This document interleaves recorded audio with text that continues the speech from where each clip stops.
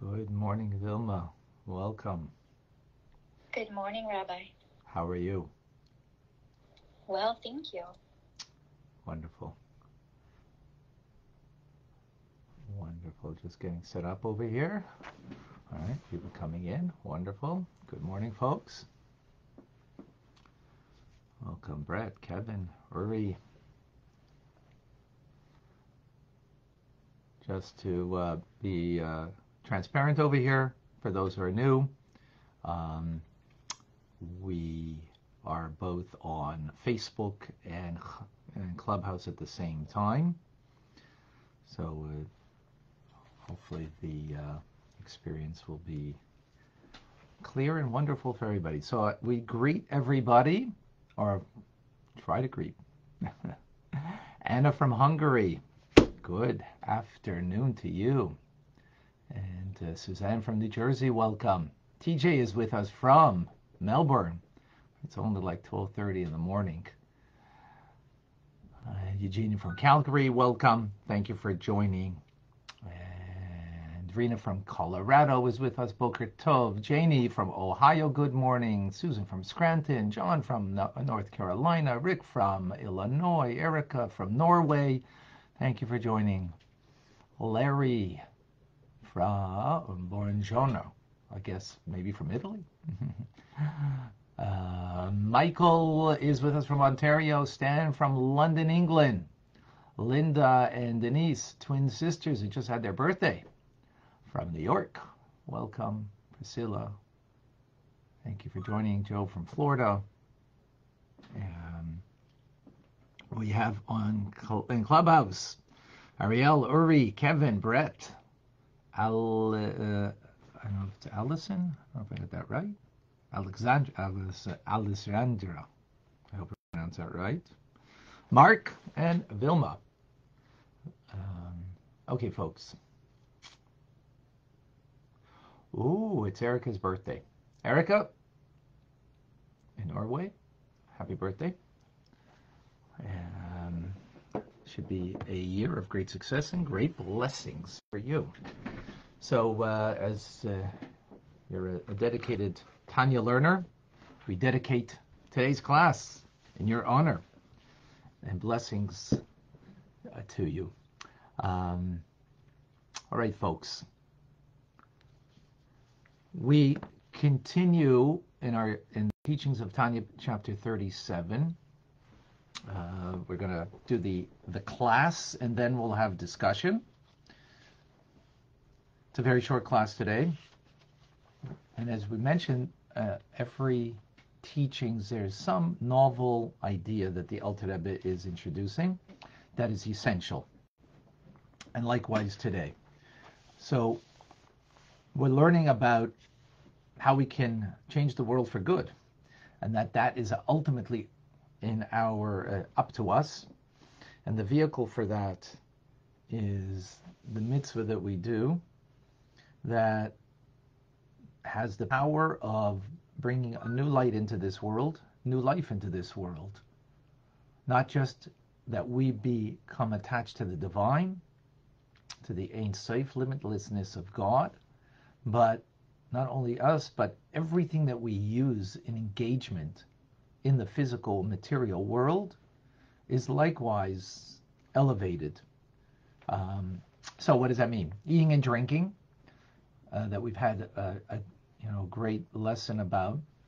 When we have that mindfulness, it's not just that it gives us vitality, it gives us strength that we could do good, but the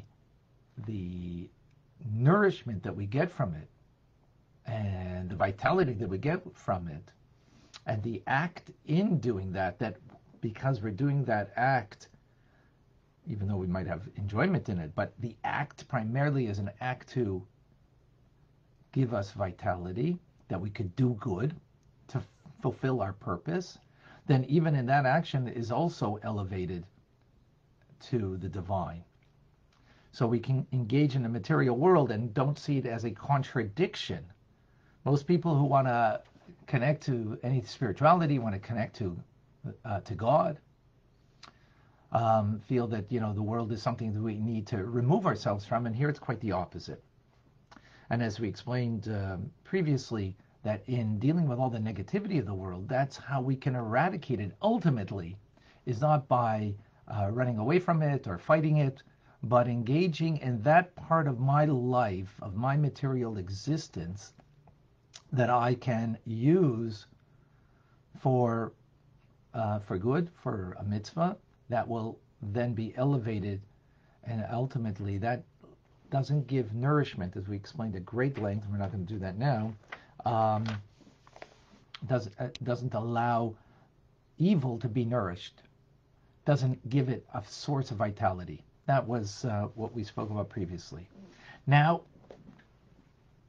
the Alter Rebbe says a fascinating idea over here about the soul and the mystery of the soul. What's the mystery of the soul? Well, why does it come into this world? The soul, before it comes into this world, is bound up in its source. And in that source, the love and awe that it experiences is far greater as just being merely a soul than a soul that is in a body.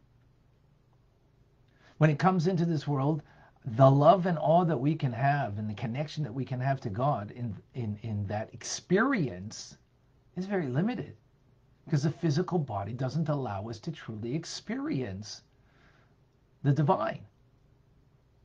So what's it coming here for? It's not gaining by coming into this world, by experiencing the love and awe of God and its attachment. So what's it coming here for? So ultimately, and this is the mystery, it's not coming for itself. It doesn't need to come into this world, the soul. But what it needs to come into this world is to be enclosed in a body. And by being clothed in a body, it has a relationship now with the vital soul, the animal soul, and the physical body. And the purpose of the soul to come into this world is not for itself, but is for its engagement in the vital/animal soul, to engage in it and transform it, and the body. As we've explained before, that the body and the animal soul are self-directed. They're not directed, the body wants pleasure, the body wants to enjoy life, the physicality of the body, not the soul part of the body, right? And the animal soul that gives it vitality is also self-directed. It's not directed, it's self-serving. No, self-serving doesn't mean it's, you're doing evil, bad things, but self-serving means exactly that, serving self, self-fulfillment, filling self. It's all about me in a beautiful, good way. It could be. It doesn't have to be in a derogatory, evil way, but it's still not about service. It's not about, I'm here to, either to be served or serve. And it's not about a divine connection. So comes the godly soul, not for itself. It doesn't need fixing. It comes down into this world. It had a greater experience of the divine before it came down into this world than what it can achieve here, so to speak, on its own. And it does it, in a sense, selflessly or beyond logic. And that's the mystery over here. The mystery is that this is not logical, because logic would dictate that you do something that is beneficial, that is helpful. But the soul, for itself, it's not helpful. It doesn't need it. It had a greater experience before it came into this world. But it comes into this world in order to transform that other part of me, as we've explained before, the good, the bad, and the ugly, right? That element in me that needs to be transformed, again, the vital/animal soul, the animal instinct of me, that's a soul instinct, and the body, which is, the flesh of the body, so to speak, and transform it, that it too can engage in a mitzvah, it too can do good, and be engaged in changing this world for good. And of course, how is it going to do that? Is by helping the animal, again, vital soul and the body to remove itself from the negative behavior, 365 prohibitions of the Torah, and to engage in doing good, 248 positive commandments. And those 248 positive commandments will then transform the individual by bringing a light of God into our lives and into the world as a result. Now, in conclusion, and again, it's a short class today, the Alter Rebbe says that this parallels the mystery of the Shekhinah that goes into exile.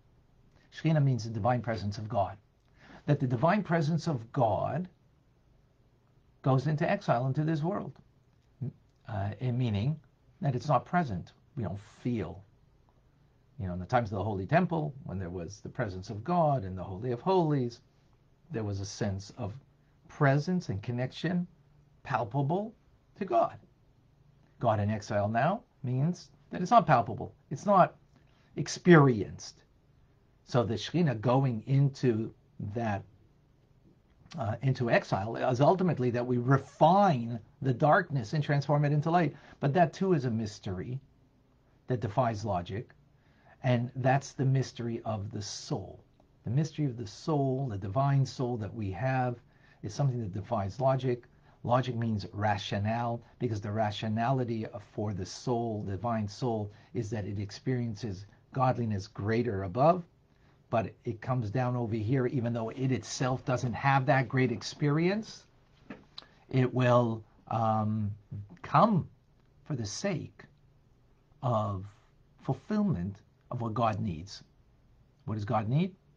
He needs that we make a dwelling place for him in this low world. Low meaning that it's removed, that it's low, that the light of God is not discernible. There's a darkness here, even sometimes a double darkness. And double darkness means, when you're sitting in the dark and you're sitting in the dark, so at least you look for the light. But if you're sitting in the darkness and you call it light, that you're enlightened, well, that's a double darkness. You don't even know that you should look for the light in your life. So that's this world that we don't know that we need to look for the light at times. And we sit in that darkness, and the soul, our divine soul, comes into this reality in order to inspire us to transform that darkness from within me, because that darkness we're talking about is my reality. We all have an animal soul that is self-directed, which brings self-infliction ultimately. And we, when we're hearing the divine soul talk within us, it gives us the power and the inspiration that we can do the good, we can do the mitzvah, transform our darkness, and then everything that we engage in the material world that helps us with that also becomes transformational. That is in brief.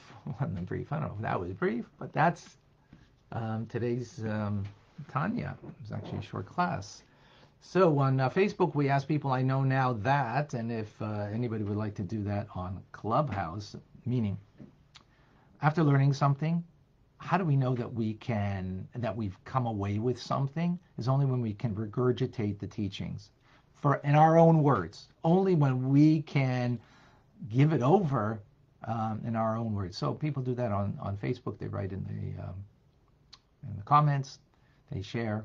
And if anybody would like to do that, and I'd like to ask Vilma, who is to help me direct with people and bring anybody on board to ask questions, share a comment, and if you'd like to share, what you actually learned in specific, then by all means do so. So we're opening up the session now, discussion time. Okay, in the meantime, I'm just going to read from Linda wrote, I know now that the divine soul comes, oops, I lost that. That comes to inspire and transform the darkness within us. It motivates us to do good, to transform into good. TJ from Melbourne says, I know now that the soul comes to for the fulfillment of what God needs and not for its self-fulfillment. And that's the key idea over here. And this is what's phenomenal, is we have a part in us that comes here in a selfless way. It's the divine soul within us. It experiences connection much more profoundly before it came into our body. The body and the vital soul within us, vital/animal soul within us, covers over and doesn't allow the divine soul to experience what it has experienced. Yet it comes here selflessly. Why? Because it's here on a mission, has a purpose. And each and every one of us have this equal purpose, because each and every one of us has these two elements, or three if you want to call it, within us. We have the good, the godly within us. We have the vital animal soul, which has an animalistic characteristic, which is, self-directed. And we have, I got, and that's called bad. I call it ugly, because what's ugly? Selfishness is ugly. And the body, the flesh of the body, right? Not the soul that's in the body, but the flesh of itself can only feel its own pain, can only feel its own hunger. And so the nature of the body, not the fact of the body, but the nature of the body is selfish, and that's kind of ugly, and that's dark. In other words, what's the task over here? Transforming that, and that's the only reason. I mean, that's the reason why the divine in us comes down. That's a powerful, beautiful thought. So, Vilma, please. I have a question. Okay. So when the soul is being formed, like inside the body, or is in the body, like I've read that it's perfect, like it knows everything, it knows the divine more, so like it's more connected, and then as we get older we kind of have to learn it again. Very good question. So when you say it's being formed, you mean formed on high, in utero, or being formed once the child is born? In what respect are you referring? Because when it's bound up, like before it's in the body, like you said, it's bound up to the source. And so there's a process, right, which is a mystery. Right. Of the soul coming down and, spending time in utero and then being born. So I'm not sure about that. It's all mysterious. Right. Okay. So excellent. So you're right. All the souls are sourced in the same divine source above, but they have a migration process through the various worlds. So even though the souls come from a very lofty place, as they migrate through the world of Atzilus, Bria, Yetzirah, and Asiya, the four basic worlds, they kind of pick up, different souls pick up different things along the way. Some migrate direct, and those are very lofty souls. They're still attached in a most sublime manner as they come into this world, and those are righteous souls, or potentially righteous souls. But then most of us, we go through the migration and we pick up things in the spiritual worlds that are lower and lower and lower, that pick up different elements that then kind of define what the makeup of our soul is, and hence what our purpose is. That's part of the mystery, is, what becomes my purpose, a specific purpose, right? All of us have the same unique purpose in that we have the two elements within us, the higher self, the lower self, the good, the godly, and that which is contrary to that, and that the godly soul, as we said, is coming down to transform that. But then how we, and we do that through the mitzvah. But what the context of that is, and what our unique capabilities and talents are to do that in context, will depend on how that soul migrates through the various worlds and picks up different, so to speak, elements to make it its unique mission. So, yeah, and in that sense, it remains pure. When it comes into the body, it's still pure.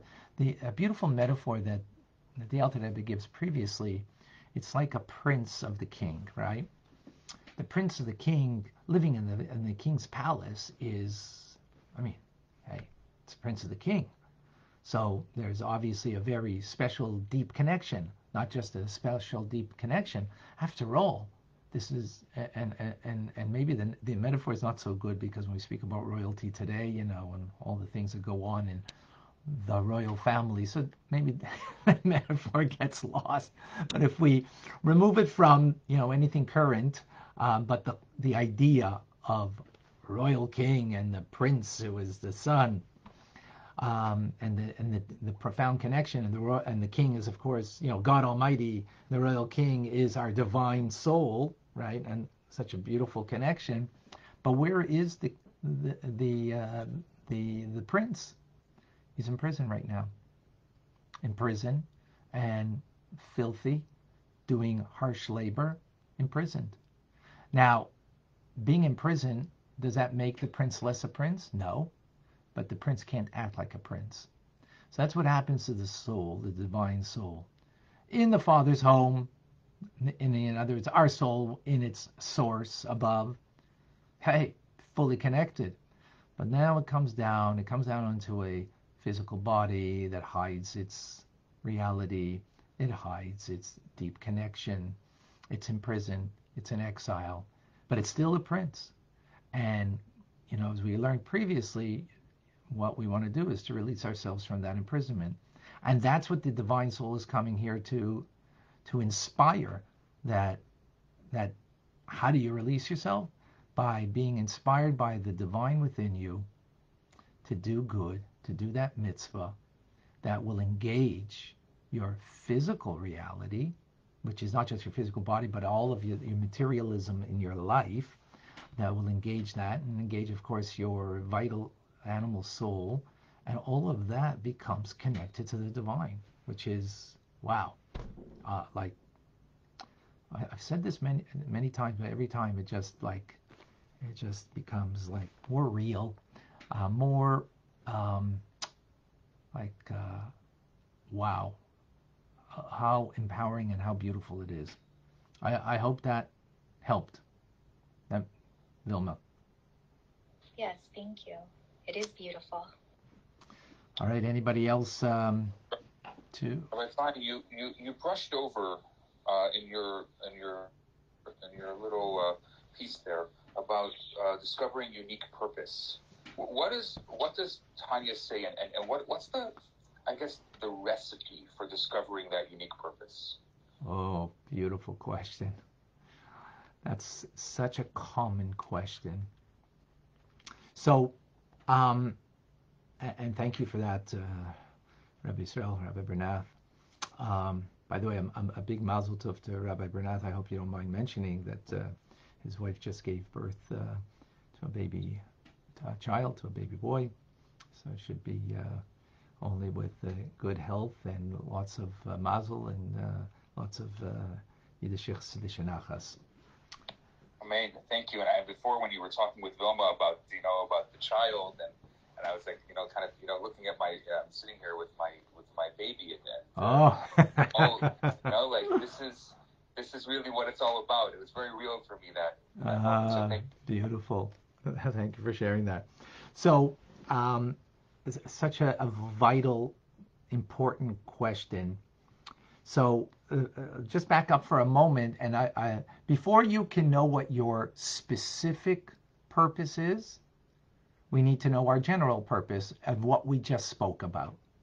You can't go to the specifics in life if you don't have the generality in life first. In other words, you need the chachma and then the bina. You need the quintessential point, and from that point you can elaborate upon it and flesh it out and to its details. It's to finer details. So just to reiterate that first, if we all recognize that this is why our divine soul came into this world, in order that I can deal with that other reality of mine that is covering over on divine connection, and that's the general purpose of what I need to engage in, and through the act of doing a mitzvah, then I am transforming me and the world that I use to engage in. So that's the general principle. From there, we go then into what is my specific purpose. So you can know it in two ways. And in a sense, this is, so to speak, foolproof. And it's in two ways. One is a positive way, and one's a negative way. What's the positive? In that area of divine service, right?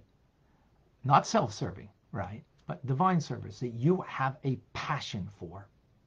So if you have a passion to do good, to do acts of loving kindness, right?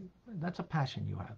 Or you have a passion to be charitable, right? You have the means and you have that passion to be charitable.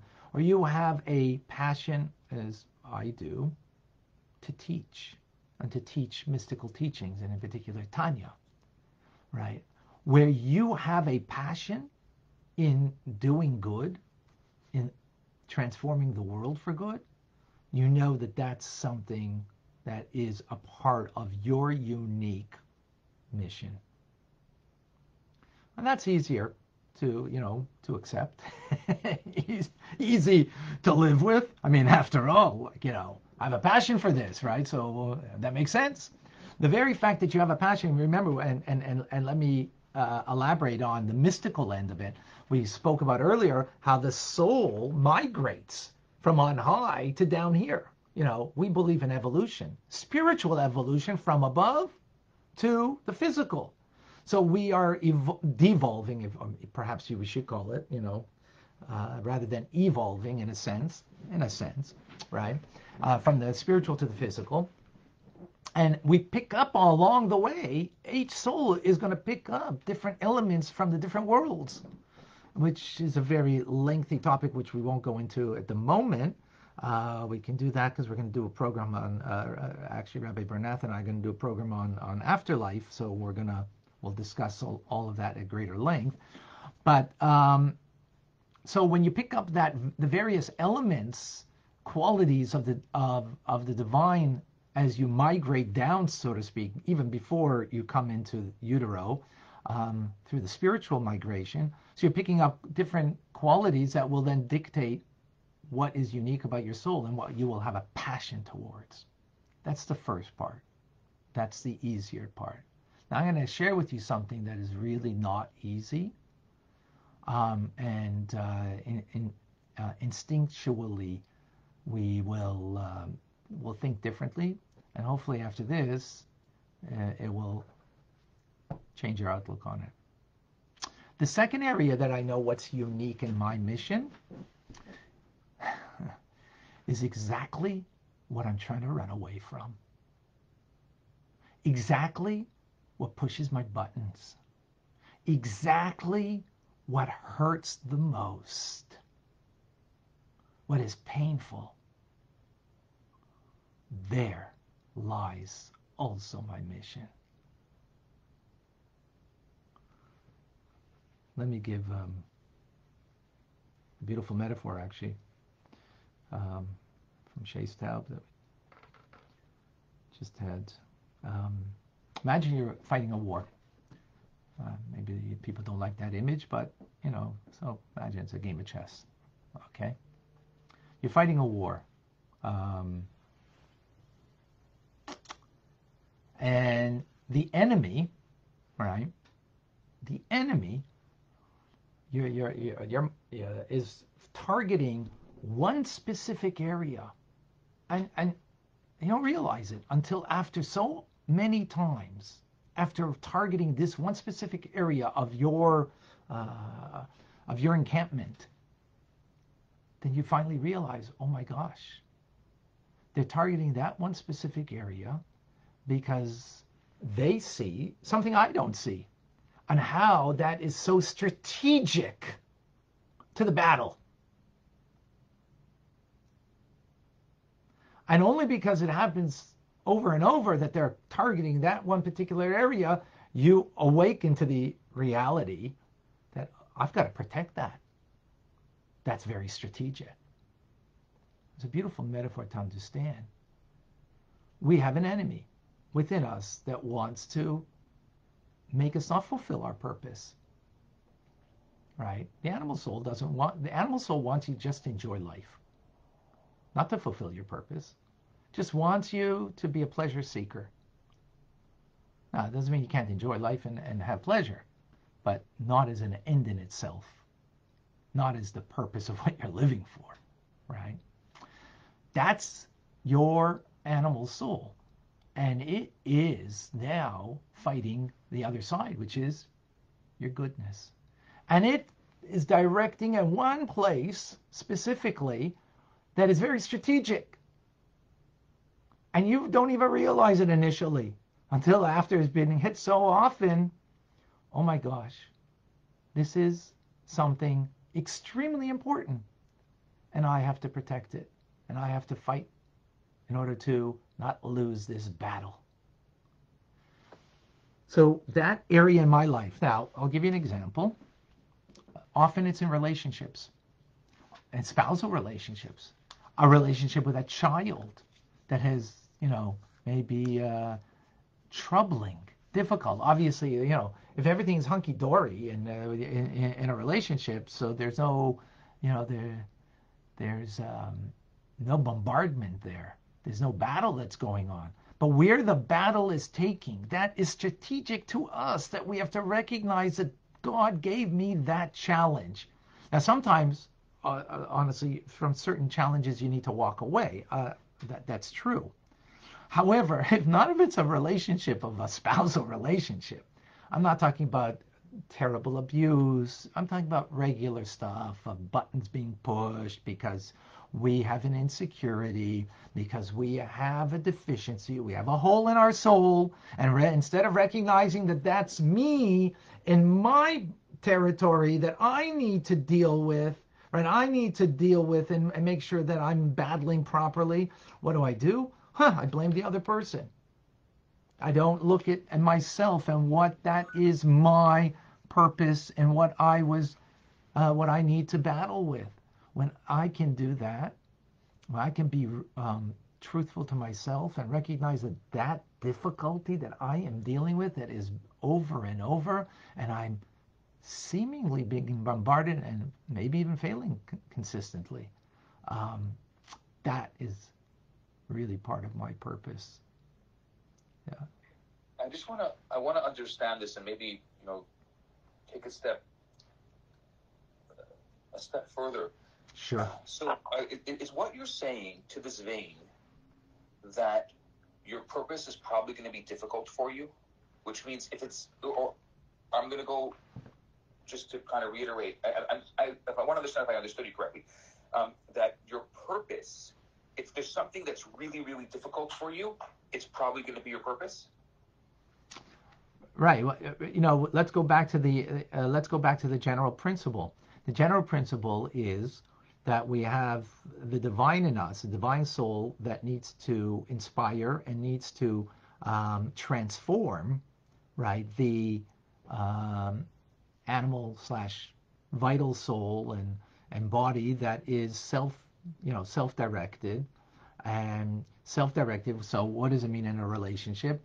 That either fight or flight, and because that is the natural reaction that I will have of trying to protect myself, rather than don't protect yourself. You got to fix that which you need to fix. You need to, engage in the battle of that problem that you're encountering, because that's what you were created for. That's the negativity that is within you. So first it's, owning that it's, the other person may have said something nasty and maybe hurtful, but I don't have to allow it to hurt me. The fact that it hurt me, the fact that I am pained by this, means that there's a hole in my soul and that I need to work on. I need to fix. And that doesn't mean that the other person doesn't need fixing too. And that's not the point.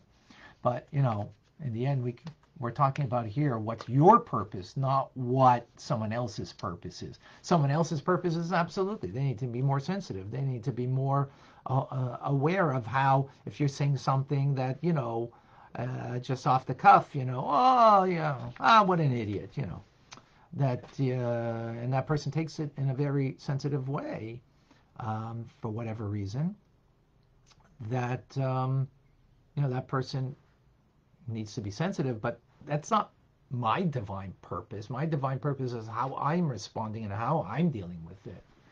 Does that bring some clarity? That's so perfect. I think we tend to focus on other people too much. We can't fix anybody but ourselves. Totally. Yeah. Thank you, Vilma, for that. Absolutely. And you know what? The truth is, though, what you're saying is so correct, but when we do take that kind of attitude, unbelievable the ripple effect. It's unbelievable the ripple effect, how the other will respond, because you become, I don't know what the word is, almost impregnable. Like you're not taking in the things that you shouldn't take in. You take in the things you should, and then it reflects back, and it gives that person the capability of owning their stuff too and dealing with it. That's so true. Yeah, thank you for that. Any other questions, comments, conversation? Anybody has a differing opinion or thought on this? Please share that. For anyone on Clubhouse here, you're welcome to just raise your hands, and we'll let you up on the stage.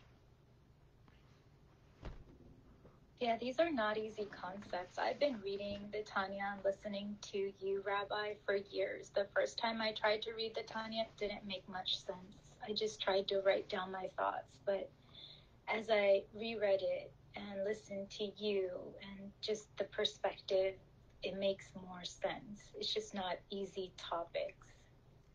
Yeah, it's not. It's not easy. It's not easy because, for many reasons, it's very demanding of us, and we like to deflect into kind of not make it about me or about me and what I need to deal with. And Tanya doesn't allow you to do that. It makes you focus in on being real and owning your life. And in that respect, it makes it difficult. And that's why even learning it, sometimes it makes it difficult to appreciate it, because at least subconsciously, even if not consciously, we deflect. And, we have to understand that is the animal soul within me that is just looking for the comfort of life and looking for the pleasure of life rather than trying to be real in life. Thank you for that. Well, I know that you spent so much time, thinking about Tanya and talking about Tanya. Would you say this would be major differing elements of Tanya compared to other mystical teachings? Oh, absolutely. For those who've been engaged in learning Tanya on a daily basis, right now we're on Clubhouse and with a nice group of people, and we're also on Facebook. That there's another 70 people that are engaged in this right now, and commenting and involved. And for those, so many of them have been coming for a daily basis. Every day there's a new teachings that is essential, that is life altering. And in other mystical works, you might get things in a more repetitive manner. But this is sort of like the Bible of Hasidic, and just like in the Bible, you could say every line is and every word is in its perfection. So likewise over here, and every day there's a unique teachings that the previous day didn't have, and that we incorporate that in our lives and live with it, we will see how our lives will really change. Well, what happens after learning in this manner on a daily basis is you look back 3 months, 6 months, from now, and you look back and see, wow, that issue that button used to be pushed in my life, and it brought out an ugly side in me. I don't have a problem with that anymore. And it's not because I even dealt with it, not because I dealt with it specifically, but because of the teachings of Tanya, that it's Chabad, so it means Chachma Bina V'das. It's intellectual, so you need to comprehend it, and it has to become something that you get it and own it, so to speak, because you get it, and as a result, it influences us in a way that we don't even realize, because in the daily basis of its learning, that it changes us and the issues and the problems that we had in the past. I promise you that after 3 months, sometimes even one class a person comes and they realize, wow, this was something. But for it to really change me from within, and this change only comes from within. The old story: the guy goes to the corner store and he buys a few things. He gives a $20 bill, and the girl takes the $20 bill and he puts out his hand. Change, please. So the young lady looks at the man and says, "I'm sorry, sir. Change comes from within." So change comes from within. So it's gradual. So we can't see it on a daily basis. That would be very difficult. But after 3 months, 6 months, a year, we can look back and see how these teachings have inspired, influenced us, and actually we have changed. That's like, wow. Absolutely. And that's unique about Tanya. Thank you for that, Rabbi Israel. Any other questions, comments? We've got a lot of people over here. Anybody raising their hand? No.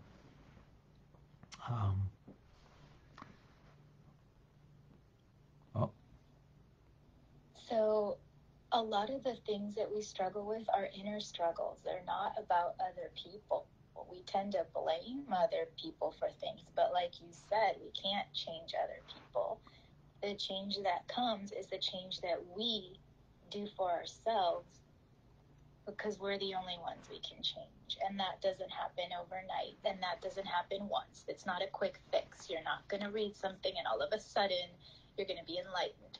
It happens like every day, because every day we struggle with something. Right. Thank you. Yes, that's important. We live in a world that everything is immediate. We want immediate results, and this is a process. It's a process of life. So of course it's going to take its time. And if we recognize that and we just engage in, day out, we will see the change. Jordana. Hi, it's Gordana from London, UK. Greetings, everyone. So it's an interesting discussion, and I just had my not a question answered in what you just said, but just a confirmation, because I was just going to ask whether you think all this kind of change is very difficult to achieve because within ourselves, because of the society which promotes and encourages an instant gratification on all levels instead of a gradual step-by-step work which requires some depth and some width within anyone's spiritual practice. So that's partially just in your last sentence. I believe that was sort of confirmed for me, because I do believe that this indeed is the case.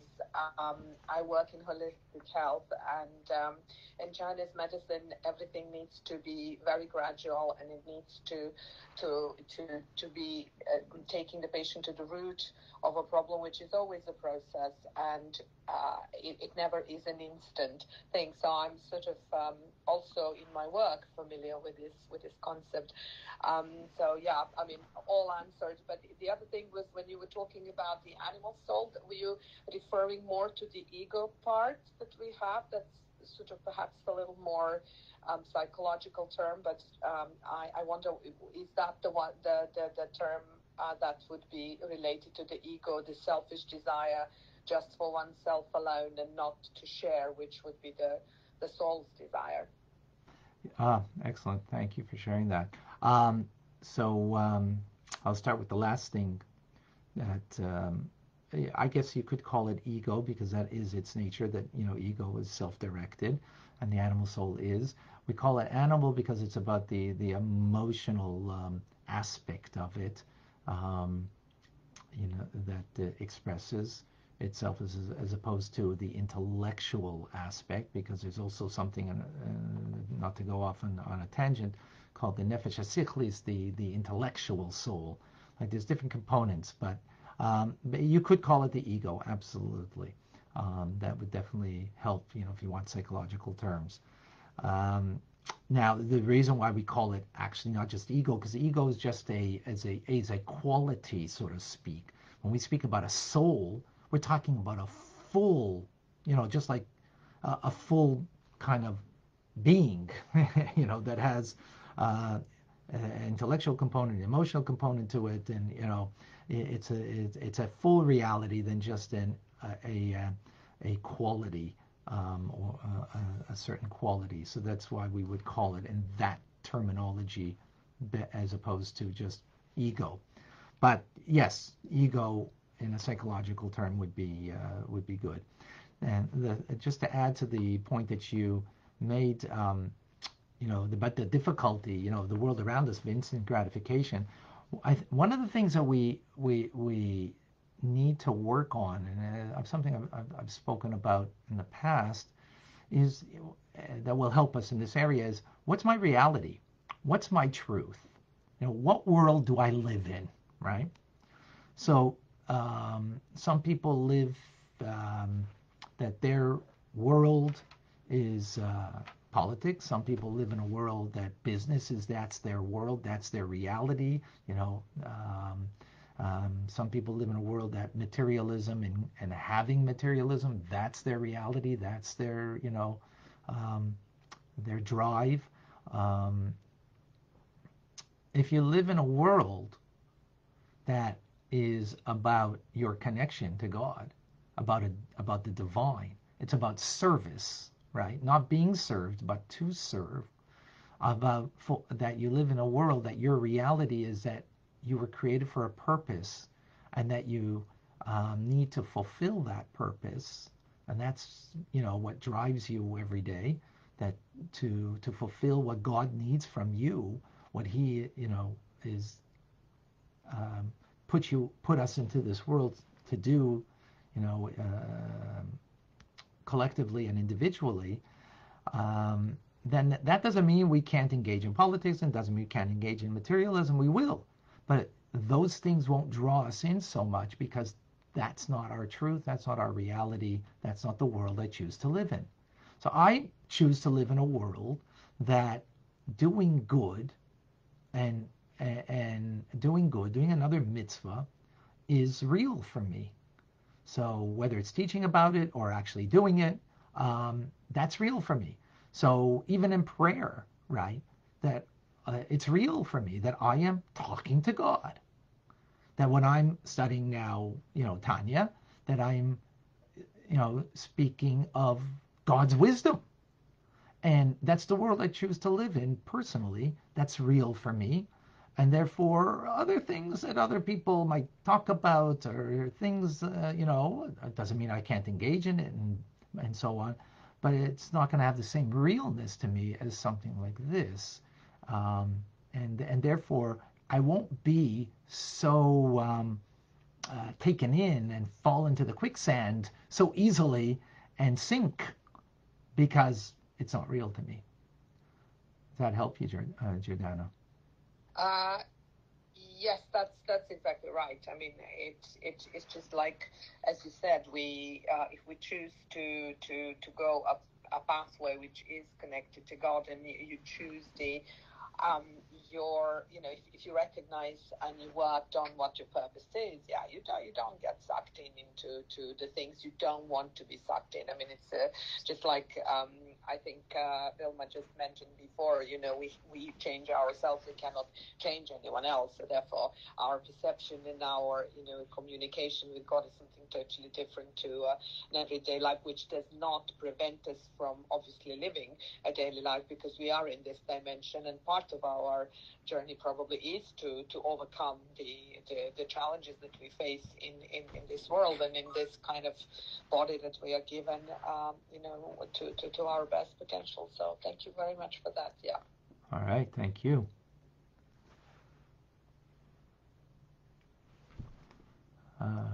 Shayna wanted to share something. By the way, on Facebook, my phone died. That I can't see the comments. I would like to share some of the comments on Facebook. There are comments there, but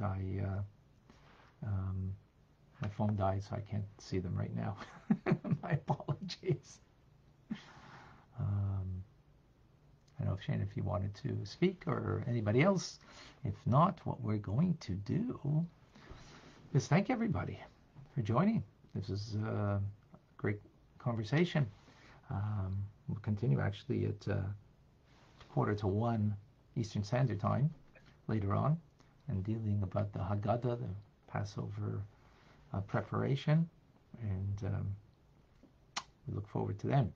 So, thank you to Vilma, Rabbi Yisrael, Jordana, and everybody else that has shared. Appreciate very much. Wishing everybody an amazing day. Thank you. Thank you, Rabbi. Thank you. Thank you.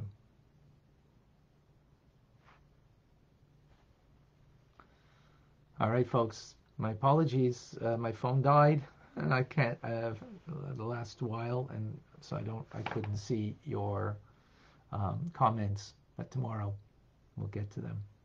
Thank you for joining. Have a wonderful day.